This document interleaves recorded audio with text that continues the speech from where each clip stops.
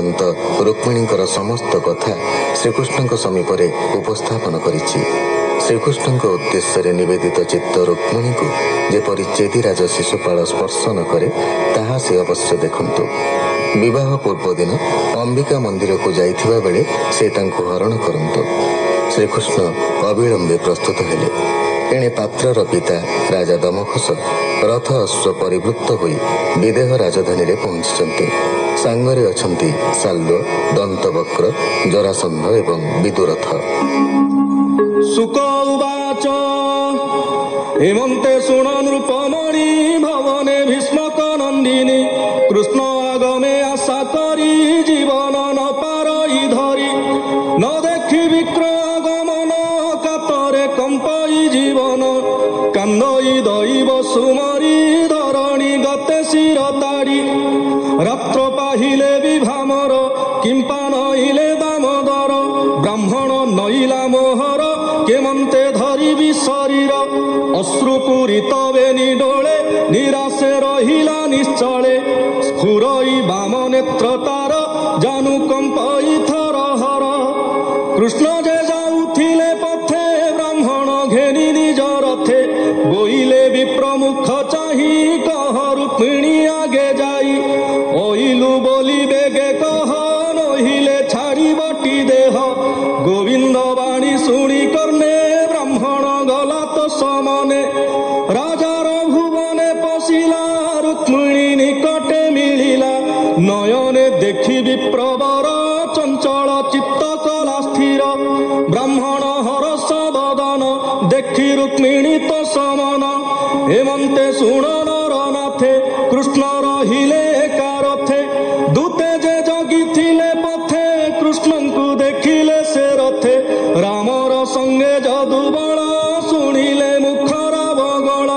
बेगे भीष्मक आगे जाई कहिले सिरे कर देई शुण भीष्मक महिपाल शुणिलु मुखर बगल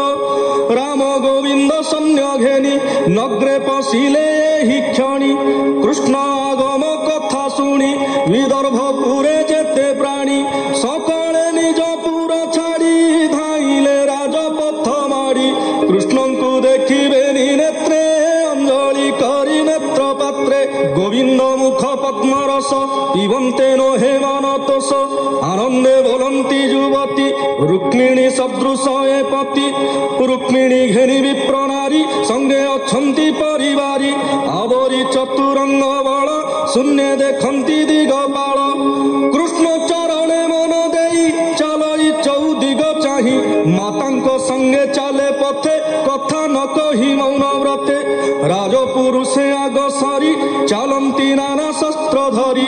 देवी भुवने जाई मिली कामिनी द्यंती हुड़हुड़ी कर चरण मुख धोई रुक्मिणी हस्ते पुष्प देई देवी अग्रते नेई करी पासे बसिले विप्र नारी बोइले नमस्कार कर जेवंत बांछा मने तोर आपना स्वामी सुख अर्थे बर तु माग शुद्ध चित्ते शुणी रुक्मिणी कर जोड़ी कहे अंबिका पादे पड़ी कृष्ण मोहर बर हेउ तापाद से विधि न जाऊ ब्राह्मण नारी सुलक्षणी देवी प्रसाद देले आनी से घेनिला निज शिरे नमिला नारींक पयरे विवाह यात्रा छळे आसी अनेक राजा थिले बसी हेमन्ते रुक्मिणी बदन देखी हारिले निज ज्ञान रुक्मिणी रूप देखी वीरे ज्ञान हारिले काम जोरे हेमन्ते देवी यात्रा छळे चालई युवतींक मेले केते हे दूर पुणी जाई विकले दश दिगे चाही नयने निरेखी सधीरे शून्य देखिला चक्र धरे गगने देखी कृष्ण रथ बेगे तोलिला बेनी हस्त रथे उठिला प्राय मणि कर धइले चक्र पाणी नैण बसाइले कोळे शून्य देखंती दिगपाळे मागध आदिरी पूजेते सकल दृष्टि कृष्ण रथे गरुड़ ध्वज रथे आनी कोळे बसाई कमलिनी क्षत्रिय बल तुच्छ करी सारंग धनु करे धरी विजय कले दामोदर संगे सत्य की हलधर देखी चकित सर्वजन थिले एक आरेक मुख चाही बदनु वाक्य न शुभई नेला नेला वाणी चहले कंपई धरणी घड़ीके जानिले सकले कन्या हरिले कृष्ण बले कृष्णर रिपुरा जा जेते विविध शस्त्र घेनी हस्ते शिशुपालर सभा तले प्रतिज्ञा कले से हुबले आम्भे आनिबु तोर नारी संग्रामे राम कृष्ण मारी रुक्मिणी हरण ए बाणी शुणी संसारु तर प्राणी बोलोई दास जगन्नाथ सज होइले नृपजुथ इति श्रीमद्भागवते महापुराणे परमहंस्यां संहितायां दशमस्कन्धे उत्तरार्धे रुक्मिणी हरणं नाम 57 अध्यायः। सुकोवाच कहन्ति सुकर जागे हेमंत बोली चारि दिगे जे जहा बाहन बोरी अंगे सकले सिंह भरी सबु सैन्य करी आगे धाइले शस्त्र घेनी बेगे बोलंती मार मार बाणी यादव बड़ ताहा शुणी थिले जे राम कृष्ण पाखे आबोरी रहिले सम्मुखे कोपे करंती गुण घोष सबदे कंपे दश दिश अशपुंजर रथे थाई निज को दंडे गुण देई सर बिंधंती मेघ प्राए पड़ई जादवंक देहे जादव बणे बाण वृष्टि देखी रुक्मिणी भय दृष्टि